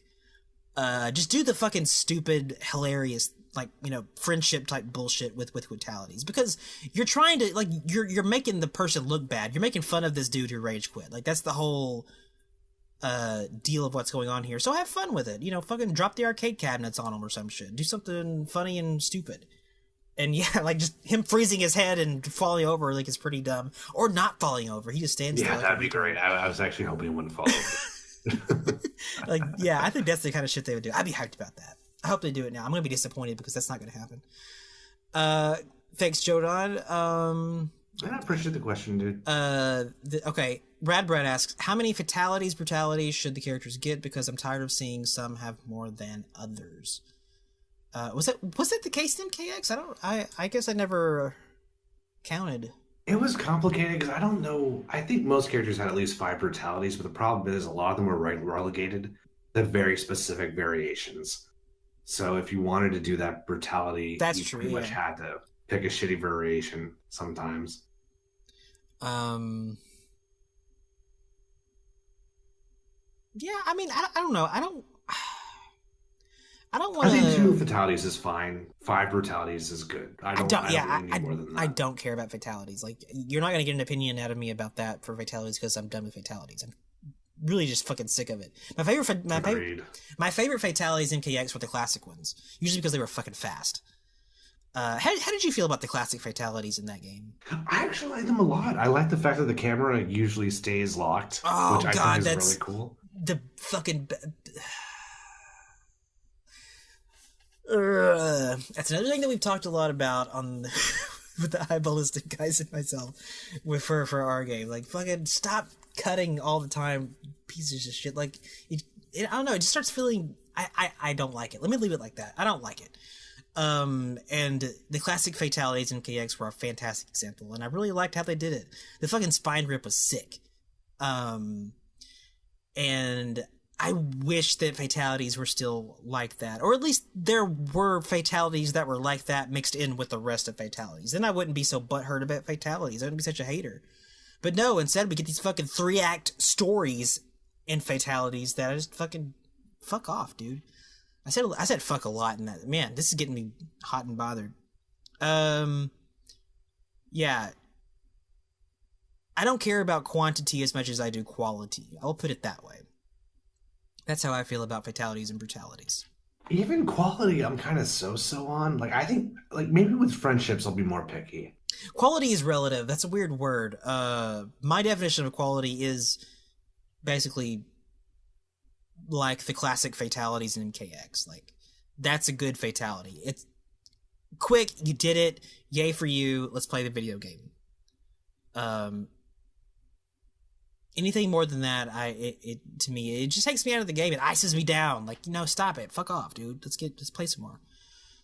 But I know that's not a popular opinion. It's not something everybody has. A lot of people have giant erections over fatalities, and that's fine. But I think they get that fixed on YouTube. I don't actually think they see them in game anymore. I don't think they care to actually buy the game and do the input. I don't know what they do, dude. I don't know. All I can do is speak for myself and fuck the modern definition of fatalities. If they bring old school fatality structures back like those classic ones in MKX, then I'm good. Anything else to say about fatalities? Not particularly, no. I think really the important thing is that they can't bother me. Like, I don't mind gore to some extent, but like I really don't like the Buffalo Wild Wings fatality Noob Saibot does. Like, it just makes me uncomfortable. The Some of what? them just take like Ermax fatalities The feel like they take wishbone fucking thing? The forever. one where they pull your Yeah, legs? I call it them Yeah, close enough. it's I don't know. it's unpleasant to look at. Yeah, just it's not a good day. No, no, it's not. I like Sector's fatality though in that game, the Scarecrow one. Oh yeah, that's one of the best fatalities in But history, it in was my fast opinion. too, dude. It was super fast. Oh yeah. And it's like, dude, fucking stop it. Like I said, we don't need a 3-act story, like a plot in these fatalities. Like, fuck off, dude. Like, no, just make them fucking sick and fast to the point. This dude's dead. Fucking, I talked about it in the trailers that came out. Katana's fatality that they showed off in that first trailer for MKX, where she just like sticks the thing in your head and fucks off. That was the best fatality I've ever seen in my life. More of that Yeah, that shit. was a good one. I didn't mind that one. Um, man, stupid idiot. I hate saying your name. What is his name? It's Timmy. Timmy? It's Timmy. Timmy! Hey, Jinga, don't mean to annoy you, but I have a good idea. Delete the questions after you answer them so you don't have to get confused. What's the point of leaving it after you've answered it, you know? That's a good question, Timp. What do you have to say about that? Yep, that's what Timp has to say. I'm not doing it because Tim wants to keep him, Timmy. It's And, just history, you know. It's the archive. yeah, it's our fucking it's our fucking flip book. It's our kids' memories. Whatever. Listen, they're sticking around. Fucking Timmy. Good question, Rad Brad. Thank you for that. Lando Mac asks at Django. Ooh, he starts off right. I never get added in these questions. It's so specific. It's hype whenever it's specific to either you or me. If you add both of us, that's kind of arbitrary. But no, at Django, if you could pick only one as a guest character DLC, as a guest DLC character in MK11, who would you pick between these two fellas? Semenosuke from Onimusha or the Hunter from Bloodborne? This is fucked up. This is really fucked up. But I mean, like, the Hunter isn't a character that much. Like, I mean, you could do it because there was a Monster Hunter in Marvel Infinite, right? There was, yeah. And like, I don't remember if she talked or actually had any character personality shit in the game. Do you remember? Did you know you played the game more than I did? I think. She actually did have a voice actress, and she did have some personality. She was very like, sort of, I guess, toned down. Like she wasn't like, she didn't have a whole lot of dialogue. She was kind of bland, but by design, I actually thought it worked well. I thought it was very effective. I She mean, hangs out with Black Panther. well, I mean, who wouldn't? Uh, like, yeah, they could do a hunter like that. But I don't know. Like, I would rather see. No, I mean, no, I would be cool with it actually. And now I'm coming around when I'm thinking about it. A Bloodborne character in general would just be sick. Like, I don't fucking care if you put Gascoigne in the game. Oh man, I'm gonna have a new main. It's gonna be sick. I'm gonna main a guest character. Um, if you put fucking Lady Maria that in there, that would be sick. There's a fucking billion characters I would play. I'd play all of them. But Semenosuke, man, dude, you don't get more badass than Semenosuke. He's fucking. I keep forgetting that game is about to come out. I'm so fucking so hyped because you never played Onimusha, right, Tim? I did not know. Dude, I'm so fucking hyped. It's when is it coming out? It's like I was gonna ask you that. Isn't it this month? Is it this month or is it next month? Somebody help me. God damn it, make yourselves useful. Gosh, well, we have Resident Evil on the way too, so I'm not going near it if it comes out this month. I thought Resident Evil was next month. Is that this month? No, it's January 20th something.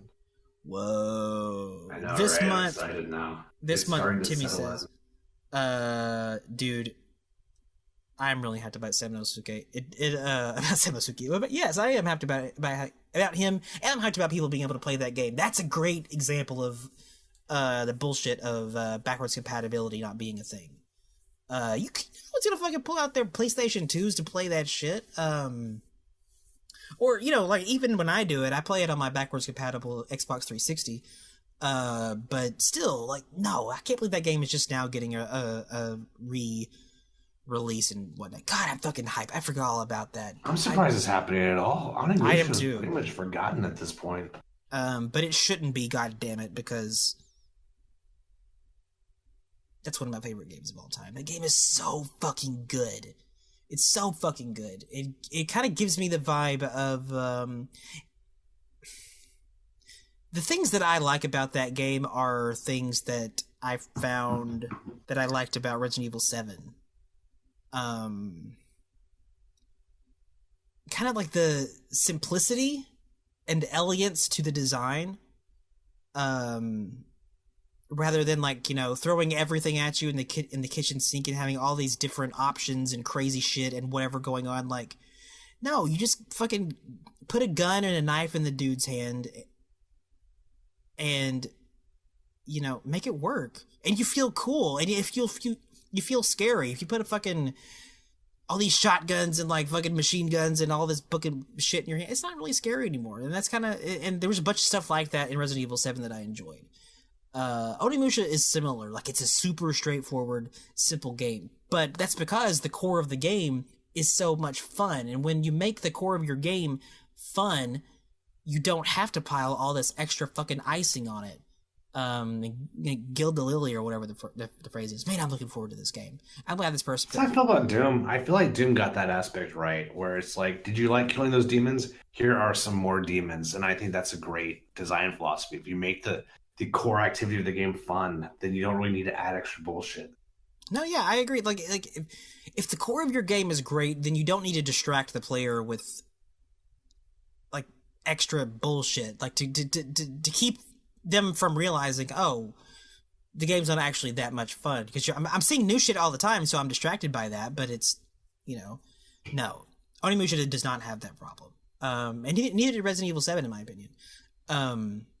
There's a lot of games like that, but man, yeah, I'm looking forward to people playing Onimusha for the first time in their lives. I don't even want to think about how old people would have had to have been. Like, there's people out here that were born after that game. There's people in this Discord that were probably born after that game came out. Maybe not. I don't remember. Whatever. I'm looking forward to it. Between Bloodborne and Samanosuke, I have to give it to Samanosuke. Gotta give it to Samanosuke. I'd rather have him. That'd be pretty high for a Bloodborne character. Thanks for the question, Lando. Did you have any preference for that, Tim? I would probably say Onimusha Man, just because, like you said, Bloodborne guy isn't really a character. He's not. Yeah. He's a hat. He is. He is a hat. You can put that hat on anybody in their Bloodborne guy. You're right. I could, but we've talked about it before. The gameplay that a hunter would have would be sick from Bloodborne. Yeah, maybe, but no, I think it's a selling point. I think it would be fucking tight. I can't, like, it's I don't know, it's interesting mixing in the gun shit and with the thing, and the gun isn't like a ranged projectile too. I kind of like that about Bloodborne. It's not really built for that. Like, man, you can work into parries and all of that shit into a 2D fighting game. I think that'd be tight. You can also turn them into like a Swiss Army knife, where they have the axe, the saw, and the sword, and the cane, and they just give them all of that shit. Specials. Oh, man. Well, you got to, right? Like, nah, I don't know. I mean, I guess that would work really good for variations. That kind of feels like variations baked in right there. Yeah, dude, if I could pick the axe variation, that'd be sick. I would do that. But I mean, I don't know. I don't know. Now I'm hyped for both. I don't fucking listen. It's a win-win. God damn it. That's a cool question. Thanks for the question, Lando. Yeah, appreciate the question, dude. And here are all these faces. Okay. Rad Brad asks, out of the rumored... I'm checking the tapes here real quick. Okay, we're good. Out of the rumored 12 DLCs, excluding pre-order, how many will be guessed? I predict maybe 4 or less. Sorry. Oh,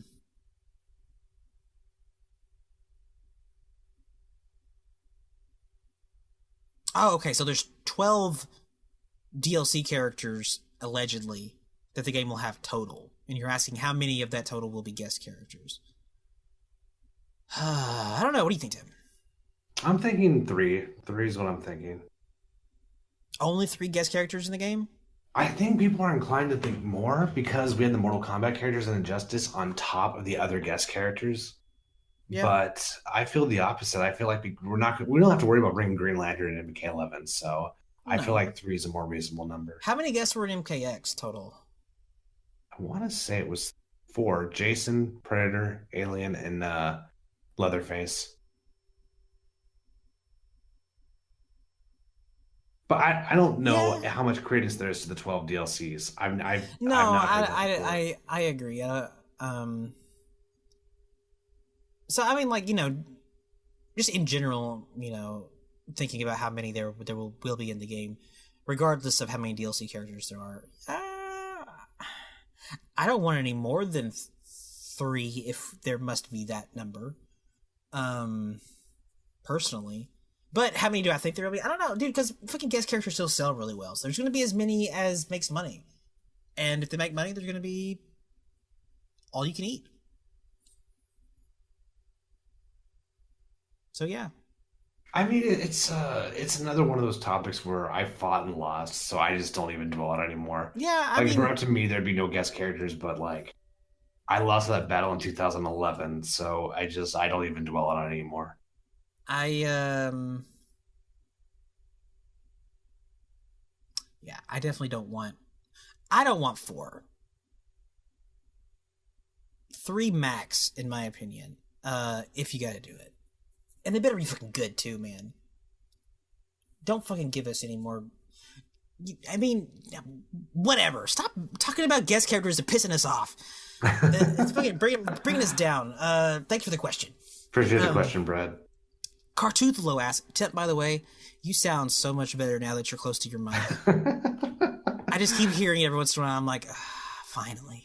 It's Well, this so is a good. tough episode to record because I'm trying to keep my voice down too because my neighbors are crashed out. So I'm trying not to make too much noise either. It just sounds like you're. It just sounds good. It just sounds good. Whatever's going over there, keep up the good work, dude. I aim to please. Everyone's so pleased. Cartoothlo asks, what Elthram God? What Earthrealm warrior or warriors would you give superpowers to make them more interesting and unique, whether it's from a story perspective or gameplay perspective? They could be a part of the Special Forces, Black Dragon, Red Dragon, Lin Kuei, Shiryu, or the White Lotus. So the question was Earthrealm warriors that I would give superpowers to make them more interesting.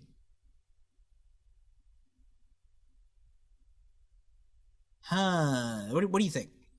I mean, there's only one answer, and that's Jackie. Do you Like want making her a special forces character, I think was a giant mistake. It ruined that character. There was such potential, and they turned her into Jack's number two. Like it was such a misstep in my opinion. So yeah, I would if I was writing MKX and I was in the writing room and they said make Jackie, I would have made her go into the dark arts. I would not have brought her even close to this to the Dark fucking special forces stuff. I would have made her like a sorceress because her father's in hell. So the logical step is, you spend the rest of your life trying to get your father out of hell. That makes sense to me. It doesn't make sense to put on gauntlets. That's dumb. So No, that's what I would you're do. absolutely right. Boy, that character. But I also wouldn't have fucking put. I don't know why fucking Takeda and Jin were there either. I mean, I get it from the logic kind of perspective because it seemed like the relationship between the White Lotus and the Shiryu and Lin Kuei were all kind of amicable with the special forces after MK9, coming out of MK9. So like there was a relationship there already, but I would really have liked to seen the stuff that Kung Jin like kind of alluded to about the missions and shit that he and Takeda went on before they went to the Shiryu. I mean the special forces. That would have been cool, and I would like to see an interplay between like the White Lotus and the Shiryu and like how that relationship dynamic works and all this shit. So yeah, just putting them all in the special forces was ass. But as far as giving them powers, like Takeda kind of already has that. He doesn't really need it, I don't think. And Kung Jin kind of does. Maybe. I don't know. This is a hard question. This hurts my brain. By the way, just to rewind, was Jackie conceived after Jax came back from the Netherrealm? Uh-oh. I actually can't remember. Uh-oh, the math's not adding up. Who's the daddy? The gauntlets are dumb. That's my point. I would have taken her. Honestly, if you take Jackie out and put Frost in, like the MK Teen Titans would not have even been that bad. You're Like absolutely if right. you had one Special Forces character and one, a White Lotus character, one from each, and then one Shirai Ryu character. I mean, granted, you have to take away all of fucking like Takeda's iPod whips and shit like that. But if you make him a normal Shirai Ryu player, like you may have had something there. But they take away his whips. What are you talking about? The hell out of that team. Yeah. Why would they take away his whips? Well, you don't take away the whips. Just get rid of all the fucking technology associated with his fucking design. Get rid of the glow sticks. Even though I like that from a gameplay perspective, I didn't think. I don't think that was. I didn't get that was a Special Forces thing though. His suit looks so Special Forces to me, though. I think that they were just trying to intimate, like, hey, this is what ninjas are, an evolved modern version of a Shirai Ryu ninja would do, or a ninja in general would kind of dress like. I didn't really get that it was a Special Forces influence. I don't know, maybe it was, but it's got like holsters where the whips come out, right? Yeah, it does. But I mean, like, that just seems like shit that he did. Like, he's kind of a techie dude anyway who likes to build shit like Donatello or some shit. That's what you just said is so Special Forces. That is such a Special Forces description to me. But it's cool if it's not Special Forces. Like, I don't know if I agree with that. Yeah, like, fucking what if one of those kids happened to end up in a Shirai Ryu thing, or someone with those proclivities ended up in a Shirai Ryu rather than the Special Forces?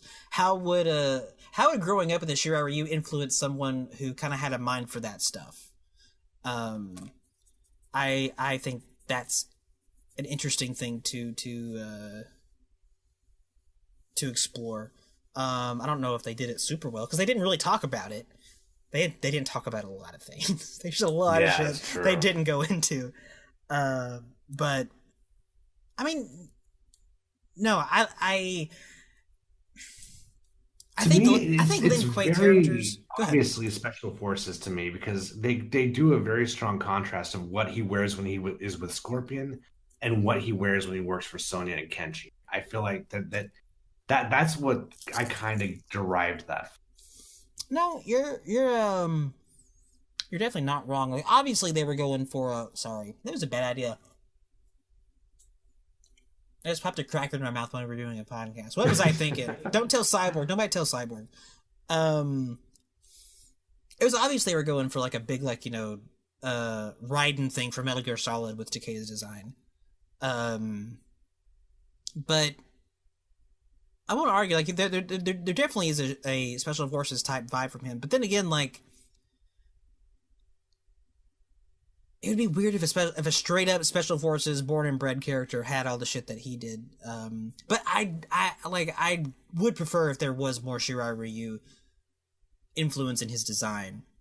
Because there wasn't enough of one. I only ever played his alt, the Shirai Ryu colors with the gray, make it look like smoke. That's all I ever did, and that was the fucking sickest Takeda there was. I don't remember what else I was gonna say. Forgot about that. His alt? Yeah, I forgot about the alt colors. Yeah, dude, fucking making him look like smoke. He had like fucking some smoke moves too. It was pretty sick. Man, that fucking air teleport, that was sick. Okay, listen. What was the question? Did we ask the question? What powers would we give to an Earthrealm warrior? I think Jackie. I don't know. I don't want to give powers to people. I don't know. This question's hard for me. I don't know why I would give. I mean, most of them kind of have powers in their own way. Maybe not Kano, but I mean, but Kano can like shoot laser shit at you from his eyeball or whatever. Yeah, he can turn into a ball. Like, that counts for something. It does. I mean, he is a cyborg, so I mean, he kind of has some upgrades already. Like I don't know. I don't know. I don't think I would give any existing ones powers or abilities they don't already possess. But I haven't thought about it, and this is hard. Good question, Cartoon Flow. Yeah, appreciate the question, dude.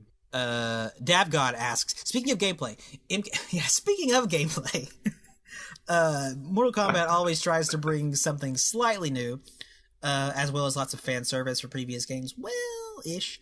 What new mechanics do you think they'll bring in for 11? Like, MK Da brought in 3 move stance, Deception had breakers, MKA had air combos, etc. Deception brought in breakers for the first time? Is that true? Yeah, that is true, yeah. Stupid bitches. Technically, Deception was the first one to do MK40 Interactables first. Yeah. But they were they were the game that innovated the ring outs. Oh god, I forgot about that. That was so dumb. That fucking collapsing stage, dude. Yeah. I hate that shit. I hate shit that gets in the way of me fighting another person. I fucking can't. I fucking stop it. I don't want to beat the stage. I want to beat the guy I'm fighting. Man, that pisses me off. Death traps. Get the fuck out of here. Okay, listen, you're triggering me with all this shit. Tip, what do you think? What's your answer for this question? The last time someone brought up a question like this to us, MK11's trailer had not shown up yet. So, as always, I like to break these questions into 2 halves. What do I want to see, and what do I think I'll see? If Davgod is asking what new mechanics I think they're going to bring, they're hinting weapons pretty strongly. So I don't think there's going to be character unique weapons, but I do think you'll be able to pick up a weapon from the background and use it temporarily. And I think it's going to have some balance issues coming with it. That's what I think they're going to do. If you ask me what I want 2-bar supers. And they don't have to be cinematics. They don't have to be command grabs. They don't have to go into like an X-ray. Just let Sub-Zero shoot a big-ass ice ball. Like, that's the stuff I want. Like, 2-bar supers I think would be tight. And I have more to say about that, but yeah, I may save that for another episode. But definitely, like actual like critical arts, like from third or yeah, I think they're called that. But the arts from Third Strike, that's what I would do. And let them give you damage. Like, let them give you real fucking damage. That would be so tight. I mean, yeah, if it's in the game, make it matter. That should go without saying, but obviously it doesn't. Yeah, X-rays don't matter, like, at all. They're basically round enders at most. Yeah, I mean, like, Injustice Supers, at least, like, I think they did more damage than normal. They kind of increased the damage value on those for that game, I think. Which, again, like, listen, if you're gonna make us fucking sit through that shit, at least make them matter, make them, be functional for something. If I can get this to be quick as well, like Johnny Cage, if you do his super, he just shadow kicks you like 5 times in a row. He just like these like karate shadow kicks, and you just take a lot of damage. I think it'd be tight, and it's plus some blocks. So yeah, I don't want to fucking go to space. I don't want to go to fucking Space Mountain. I don't want to go anywhere. Just fucking do the move and let's keep fighting. You don't want to go to Firestorm Hell? I don't want to. Why'd you bring up Firestorm? Yeah, Firestorm takes you to hell. It's the craziest thing. Who knew? Firestorm was into weird shit. He takes you to the same place Atrocitus takes you to, apparently. Yeah. No, it's not good times. Fuck that. No, yeah, I that sounds like a fun mechanic. I would be on board with that.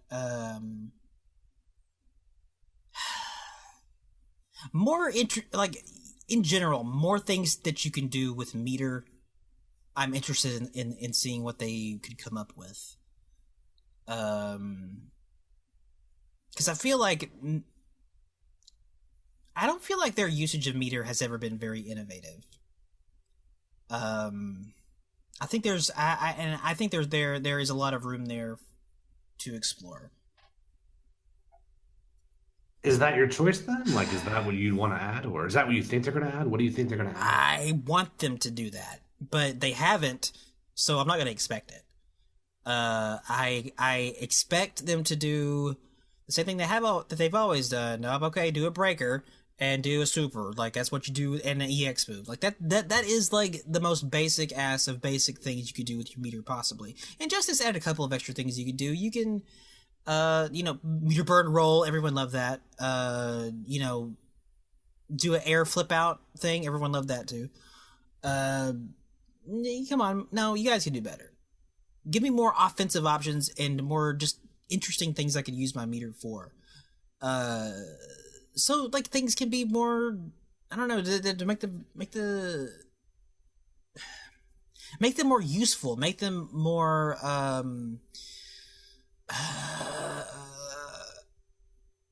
give them more utility, I guess, than just, those basic shits. Push block, I guess. Yeah, that's something to real think outside the bun there. In general, yes, that's what I want, and I think that meter has Injustice 2 showed us how fucking important meter is, because god damn it, Robin's only option for building meter is to just get hit in the face. And meter is important in that game. It's hella important, and use it better, god damn it, and make the system better, and make the things that the game favors and gives more meter to matter more. Use your fucking meter, god damn it, do something. That's one gripe I've always had about breakers, is it monopolizes your meter in a way that makes the game less interesting. I've always had a problem with that. Yeah. No, yeah, I agree. I get why breakers are in there. Like I've said before, I say it all the time. They're a fucking band-aid to, some questionable design choices, but just let us do more interesting shit with our meter. God damn it! That's all I can say. That's the only answer I have for this question. But it's an answer with that's like a little big. It's kind of a big answer, because there's all sorts of things they could do with it. Just use it. You don't have to invent new mechanics necessarily. Just use what you have and make it more interesting. I just want to see Sub-Zero throw a big ass ice ball. Yeah, no, I do too. Like that's a good example of what I'm talking about. Do more shit like that. Like have Scorpion throw a big ass spear. I think that'd be tight. I don't want a big spear. It's like really big. Okay, now you convinced me. Persuasive. Thank you for the question, Dev. God. Thank you, sir. Cartoothlo asks, how would you feel if they decided to retcon Sareena as the queen of Edenia instead of Sindel? What the fuck are you talking about, dude? Like, who? I don't know if I'd be for that. How many people are you trying to trigger with that question right now?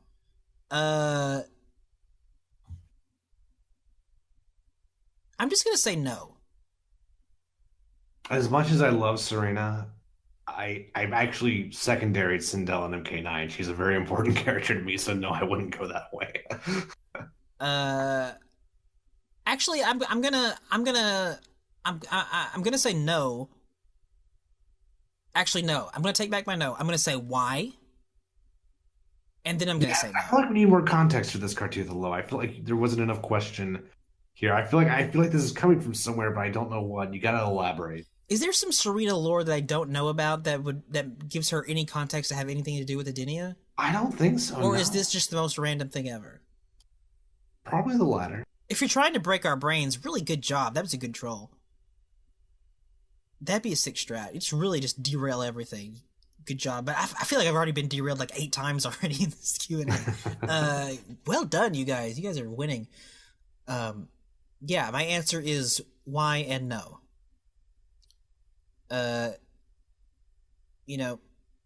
Okay question, Cartoothlo. Thank you for that. That's the kind of question that's going to keep me up at night. Like, what did he mean? Why? What did you want? It's the Lewis Black syndrome, yeah. Oh, God. Okay. Parby, as I like to call our friend here, at Temp. This is for you. I'll read it for you. At Temp, what do you think about the SC patch notes from the 26th, specifically Mina? This is the first non-MK question that we've gotten this list. I've only really looked at Sungmina's, and I think it's interesting. She's going to get some more up close options. Which, okay, here's why I think it is a step in the right direction. Is because I feel like that character was built to be a zoner in SoulCalibur 6, and that's not really the way she plays in SoulCalibur 2. That's the Sungmina I know best. She's very much a dominant mid range character with like power attacks. In SoulCalibur 6, they made her. I mean, she is that too. She has them. I wouldn't play the character if she didn't. But in addition to that, she has some really good zoning character or zoning tools, and I don't think playing her mid range game is optimal in all matchups, which is a mistake. I feel like that's a misdesign. So I'm glad they're giving her more up close tools. But I actually would like to see some of her zoning tools nerfed, not because they're too good. I think people crying about 1B, they're all bitches. But there is no denying that it makes the character less interesting. To have that kind of a distance tool, it really helps against Ivy and it really helps against Siegfried. And I'm glad to have it in those matchups, but I feel like it's counter to what the character's design is, and I don't think it makes the character terribly interesting. So if they would get rid of 1B and give her some better up close tools, especially like around sweep, like that's what the character was supposed to be, in my opinion.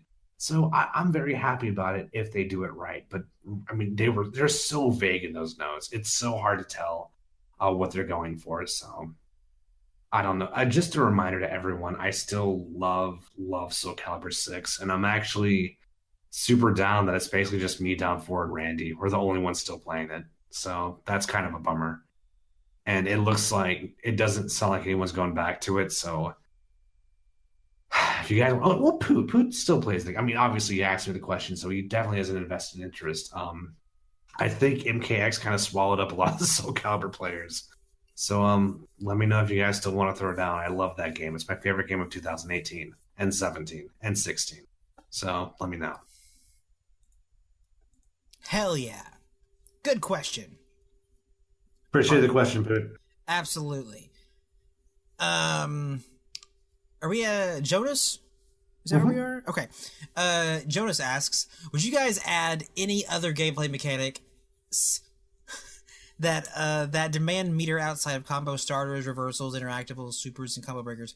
Oh god. And if the mechanic lets you spend 2 bars, what would it be? Offensive, defensive, and how much damage would it make, considering how expensive it would be? Or do you guys feel like there's enough things to do with the meter in the game and feel no need of adding anything else? Boy, did I just fucking rant about this. I don't know if I have enough wind to rant about it again. I mean, I can't say supers twice because he took away supers from the get go. It has to be outside of starters, reversals, interactables, and supers and combo breakers. So I would be okay with it, like character specific. Like if Sub-Zero could spend 2 bars and get permanent ice armor till the end of the round, not the match, but till the end of the round, I think that would be cool. I'd be for something like that as long as he gets to keep the buff till the end of the round. I think 2 bars is reasonable. 1 bar for temp. I mean, Unbreakable could have been one of the coolest variations of the game if they just went all the way. They were so close though. That variation was so cool by the end of the game, but it still needed a little bit more, especially on the armor side. But I would say just temporary buffs would be the best way to go if you're spending 2 bars. I agree. Thanks for the question, Jonas. Yes. I can't do it again. I can't do it. I'm out of win, but yes. Yes to all of it. Thanks, man. Jordan asks, would you like to see friendships come back in this game? People seem to like friendships, and I want people to be happy. That's my answer. What do you think? I mean, my only problem with friendships is they were really difficult to trigger back in the day. I think you had to win the match only with kicks, which is fine if you're playing MK2, but it's not fine when you have a game that has like real custom combos. Yeah. Or like nomad pressure. Like I can't get by with just kicks. So I'm afraid we'll never see them if the requirement's not. I hope the requirement is you don't block. I think that's a fair requirement. Yeah. If the requirements are easier, like you're okay with seeing them? I mean, if the requirements are hard, I'm okay with seeing them. I love friendships. They're my favorite finisher. Like that's the one finisher I would love to do at the end of a match, but I'm just afraid I'm never gonna be able to do it. Unless I don't block or only use kicks. You like friendships over babalities? Oh yeah, I still don't really love babalities, but I do like the creativity they put into them for MK9. There was some great. I forgot about that. There was fucking. Who was it? No, it was Noob Saibot that like endless portaled himself. Is that what it was? I was Noob Saibot who endless portaled Yeah, himself. Yeah. yeah. Shit like that was funny. I enjoyed that. But yeah, friendships. A lot of people seem to like them, so bring them back and make people happy. Uh, Good question, sir. Thank you. Cartutulo asks if Sareena. Oh God, you again with Sareena.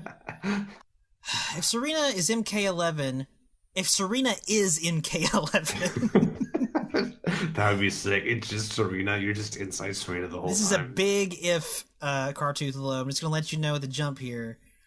If Sareena is MK11, how do you picture her demon form looking in the game? Because I feel it will be something similar to Devil Jin or Devil Kazumi from Tekken. Because I don't think NRS is going to want to change her appearance too much.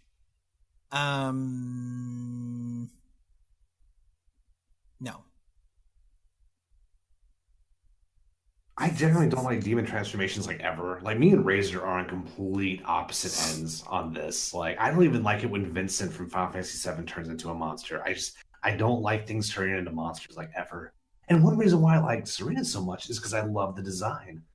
So I don't want to see her design change ever. So yeah, that's I don't know if I'd want to go that route. And I don't mind the Devil Jin and Tekken so much, but part of that is because my favorite Tekken character of all time is Angel. Lei Wulong story wise is probably one of my favorite characters. Lars is my official main in Tekken 7, but Angel is my favorite character in the series of all time. Part of that is because of the electrics. She's a Mishima who has the electrics, who has this really interesting kind of stance game, even if it's not very good. But also because just I like the contrast between Devil and Angel in Tekken. I think they did a really good job of that. So I was really happy to see her back in Tekken Tag 2. And now that Heihachi's dead, I have a feeling that they may bring her back, since the next game is just going to be Jin versus Kazuya. So no, I don't want to see Sareena transform into anything. I like her design too much. Um, I don't know. Like I wouldn't mind seeing her transform, but there's that could mean a lot of things. Like she could just do like is it? I'm trying to think. Like in Killer Instinct, like whenever Thunder does his fucking instinct or shit, like doesn't his skin like turn black and he just gets that effect going on?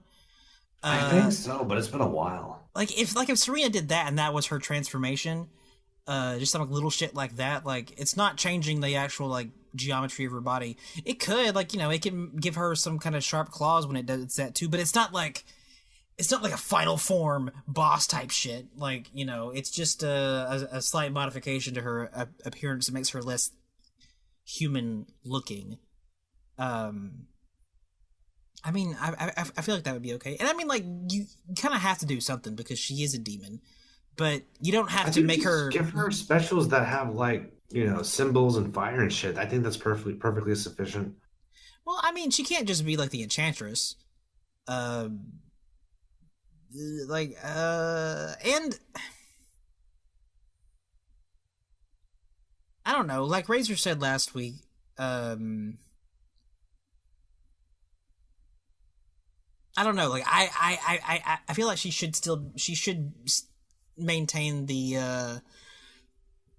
up close like kind of melee type thing. I don't want her chucking magic at you and all this extra shit.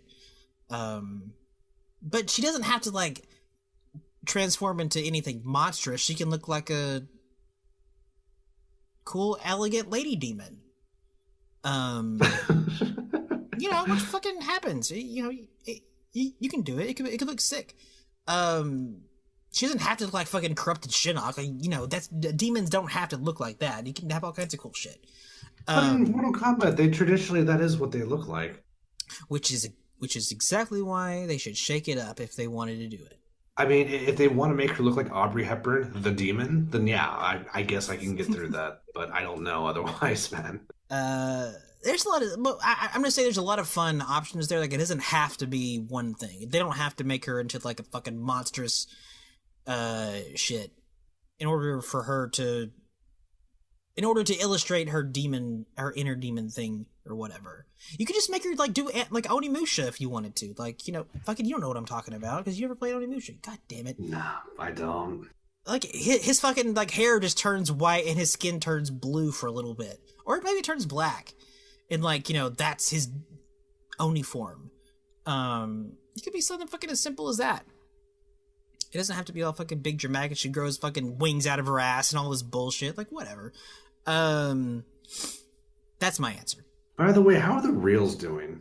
We're at 144, and so we got like 15-ish minutes before the reels stop.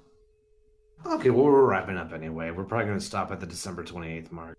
Yep. We're making good headway here. Thanks for the question, Cartoothlo. GG's. Yeah, appreciate it, dude. Randy Cool asked, "Will you respond to Cyborg's diss track?" Dude, I didn't want to respond to it the first time. It was fucking a joke. It was just a joke. And he was dissing everybody. It wasn't Cyborg. Let me see. CJ Kid asks, if so, would you please provide the bars yourself? I don't know what that means. Is that like a follow-up to Randy's question? I don't know. I'm not smart enough for this stuff, guys. You guys gotta help me out. You guys gotta... I feel stupid. Yeah, that's a follow-up to Randy's. Okay.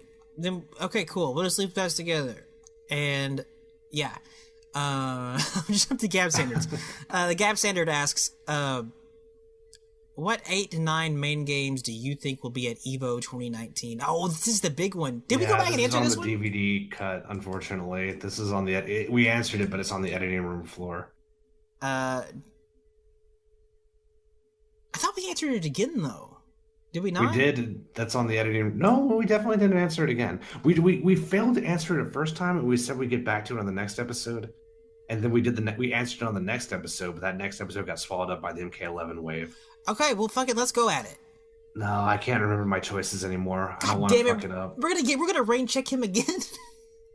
Is he listening right now? He is listening. You are a bastard, Tim. I don't remember my choices. I don't remember what I said. I am so sorry, Gabs. I put like 30 minutes into that list. I am so sorry, dude. Yeah, I'm sorry too, man. We can redo it another day, but this question is gonna be like our our Jimmy Kimmel, sorry, Matt Damon, we have to bump you to the next episode thing. It's gonna be every fucking episode. We're gonna get to it, Gab Standard. It's gonna happen. I still hope that episode sees the light of day because almost my entire SoulCalibur review is on there. Like my whole review of the game got lost in that episode. It's not lost. It's just on the way. It's in the mail. It's going up. Don't worry about it. On a DVD copy. It'll happen. Besides, it'll happen soon. Yeah, I think it'll be fine. We just need to label it properly, saying, archives, colon. Yeah, I'm not worried. It's gonna be fucking... It'll be fine. If it confuses people, then... Who cares? Listen to it anyway. So, I'm gonna say thanks to the Gab Standard, and sorry to the Gab Standard. I apologize. It'll happen, though. Timmy asks, do you think that they should add more games to EVO, considering the plethora of new and upcoming great fighting games? Is there a plethora of new and upcoming great fighting games? Yeah, well, I mean, MK11 and DOA 6, and I guess SoulCalibur is technically still part of that wave. Well, I mean, but like, I don't feel like there's a lot right now that are like competing for that much for EVO spots. Is there? I mean, a lot of games are going to get left out this year because there's just so many fighting games. DOA has not made it to EVO since the 2000s, which is sad, but it's true. It didn't make it to EVO. DOA 5 did not make it to EVO the year it came out, so I'm super hoping that this time they can make it to EVO, but it's not a lot by any means. I mean, There's a lot of Evo politics these days, but Oh yeah, yeah, there is. someone's not going to make it. I mean, obviously, Injustice is beyond dead. Injustice 2 is in But a yeah, coffin somewhere, so yeah. I don't. But then again, like I can only watch so much shit. So it was really hard watching the finals this year for Injustice. Like I was like speeding to get back to my apartment. So I would say in this case, no, I think 8 or 9 games is fine. Although I'd be sad if my favorites didn't make it. Yeah. Man, what was it? Like, was it last year Injustice was the only American fighting game there? I think so, I'm yeah. pretty sure it was. That that always bums me out a little bit. It's like, what's going on, USA? Why are we so lame? So Uh, part of it's Microsoft's fault because they don't want to make a new KI till Xbox 362 comes out. I mean, yeah, but even still, like two American fighting games compared to all those fucking Japanese fighting games. Whatever. We're Americans. We care more about fucking shooters, I guess. I don't know. Yeah, shooters and hot dogs. Ooh, I Man, love I'm a hot hungry. dog. We gotta wrap this up. I'm dying. Hot dog sound really good. Yeah, I agree with what Tim said though. I think he's right. Thanks for the question, Timmy. Yeah, appreciate it, Timmy. Dab God asks, should add that is Evo going to be too congested? I think 8 games is a great number for viewability, but I think just so for the sake of inclusivity, I would say 9 is ideal because I don't want any major franchise to be left out if it deserves to be there. Like obviously Tekken deserves to be there. For the Right. number Yeah. of entrants and the viewership, yeah, you have to, and just diversity. Nothing plays like Tekken and Evo right now. Was And last year I the year that fucking Mr. Wizard flash kicked Marvel Infinite? Yes, and that was really sad because that game had Ooh. decent entry numbers. People said that game bombed, but people were watching it, and the entry numbers were good. So it was purely a Disney thing, I think. I don't think that had anything to do with the game. That was some drama. Well, I mean, I don't know if it was a Disney thing. I mean, that could have just been a fucking Mr. Wizard thing. He doesn't give a fuck. Well, Uh, Markman said in a tweet that it had nothing to do with Evo why he didn't make it. Or it's been a mm, long time. I don't know what the exact verbiage is, but that's what he said. So you trust Markman? I don't know if I trust him. I don't know. I don't know if I yeah, trust Markman. he seems like a trustworthy He guy. He's switches got a his beard. hat at odd times. I don't know about that guy. He wears sunglasses.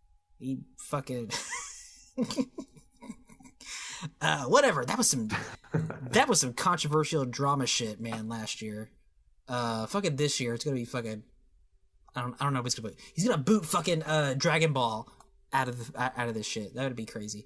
That'd be kind of hype. Just one year, he just like picks one of the games. He's like, "Fuck you! I don't care how big you are." He may not even have to. Like Dragon Ball's booting themselves, fucking Apparently, yeah. That's pulling what the people are plug on Dragon saying. Ball tournaments at the last minute. That's It's fucking that's horrible. that's nutty. Thanks for the question, Duder. Dab God. Yeah, Red appreciate the Brad. question, Dav God. Yeah, these are good ones. It's nice for these little respites in the midst of all these MK11 questions. I'm excited about the MK11 questions, but there's other shit going on too. This will probably be our last one right here. Right here, okay. Yeah. Rad Brad asks. That's good timing too. Rad Brad asks. My last question: will variations be handled like how the TMNT had the variations in Injustice 2? Oh God, I hope not. I don't Oh know man, what that'd that. be horrible. But what does that mean exactly? Well, it means you have to go into a separate mode and pre-select the turtles, right? You can't do it from the select screen. I thought. I thought you had No, to no, you create can in a tournament downtown. mode. Okay, yeah, but Yep, in tournament mode, it's just a little like sub menu that picks up that pops up after you pick the turtles and you pick which one you want. if I'm playing King of the Hill though, then well, this is online tournament mode. Does it work that way? No, I'm talking just like in offline tournaments, in actual tournaments. But I'm like, I'm gonna hardly play any offline. So really, if I have to assign variations in a separate menu, that would be such a buzzkill. Yeah, if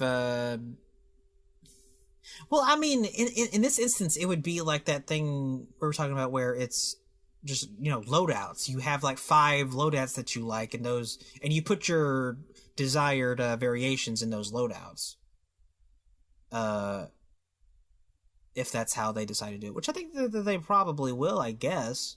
I hope not. I hope you can do everything from the select screen. That's my dream, but we'll see.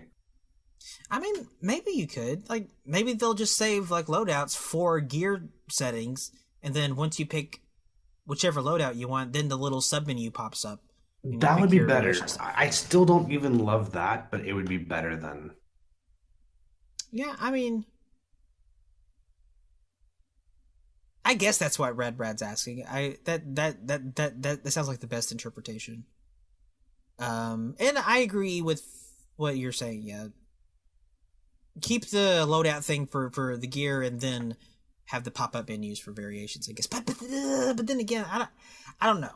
I don't know. I'm looking forward to seeing how they handle it. I'm already a little burned out on like speculating how they're gonna handle custom variations and all that shit. I'm really interested to know, but at this point, I just want to know. Because there's too many approaches that they could do to it. And I just want to fucking rip the band-aid off and be like, okay, fucking, what are we doing? What are you doing to us? What do we got to do here? I just want to know. That's my stance on the thing. And I guess that's going to wrap it up. Yeah, that's a good closer. Man, and we're like how many days away from that event?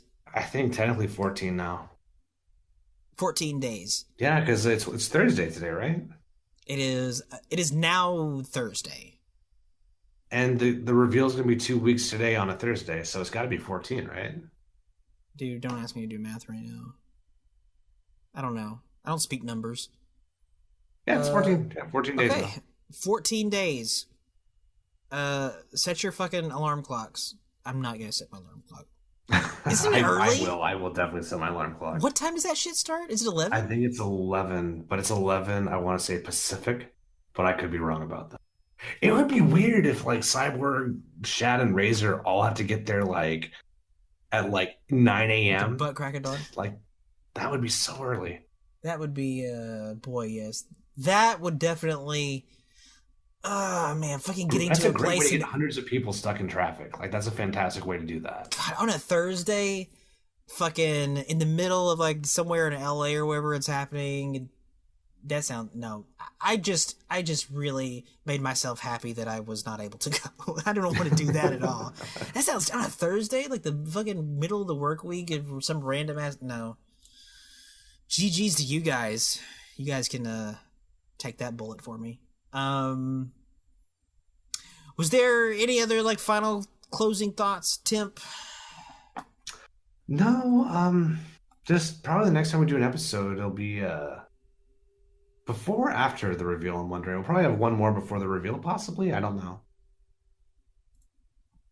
Yeah, I think we'll do We'll one see. before the reveal. Yeah, we don't need to commit to anything. No, no, that would be a really dumb idea on our parts. We don't commit. We just fucking live by the seat of our pants, man. Man, this is so cool. This reel is like so close to being done. This time it was good. It just fits. Man, I'm hyped for Onimusha. That's gonna be sick. Okay, listen, everybody, thanks for fucking tuning in. Thanks for listening. Thank you guys in the fucking live recording, man. We've had 2 good turnouts in a row. This is crazy. I fucking want to give all of you a giant fucking smooch on the face. Thanks for hanging out and making the show better with the cool questions. And people who's listening on YouTube or wherever you listen to the MP3 one, fucking come over here and ask us questions too. Because we need more of them to help us come up with ideas of things to talk about. And I mean, we're going to have a lot more to talk about once that thing comes, but still, this is my favorite part of the show. Like, this is one of my favorite aspects of the Warrior Shrine in general, is doing Q&As. Makes me think of things that I wouldn't have thought about otherwise. Some things I don't want to think about, like Sareena ruling out Edenia for some reason, but, you know, you take the good with the bad. But yeah, I guess if you don't have anything else to say, Tip, we can wrap it up. No, that covers everything. All right. Well, thanks for listening, everybody. Take care of yourselves and each other. Say bye, Tip. Bye. Bye.